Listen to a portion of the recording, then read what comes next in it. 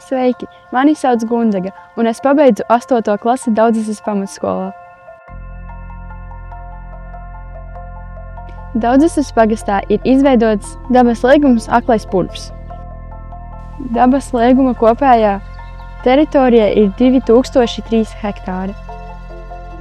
Aklais purvs atrodas tālu no apdzīvotām vietām, lai netraucētu dabas liegumam. Aklajā jeb Jūgu purvā atrodas daudz sastopamas putnu un augu sugas. Šobrīd purva kūdru biezums vidēji sasniedz 4 metrus, bet dziļākajās vietās kūdru biezums sasniedz 9,3 metrus.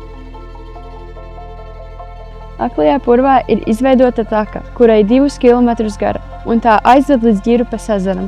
Pie ezera izveidota skata platforma un atpūtas vieta. Otrā pasaules kara laikā no Jūgu purvā notika kaujas starp Vācu un Krievu karaspēku. Par šo kauju vēsta 2 piemiņas vietas Jūgu purvā. Man patīk lasīt grāmatas, ar mazo brāli kopā krāsot, likt dimanta gleznas un fotografēt dabas ainavas. Es mēdzu nākt uz Daudzes bibliotēku, lai aizņemtos grāmatas, kuras izlasīt.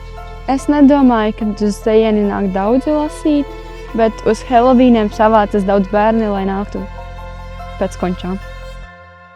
Mūsu bibliotēkā kādu laiku jau strādā Ingūna, kura ir ļoti forša. Viņa ir ļoti jauka, ar viņu ir forši parunāties pa dzīvi, un arī viņa iesaka ļoti labas grāmatas, ko izlasīt, kas ir piemērotas vecumiem. Jā.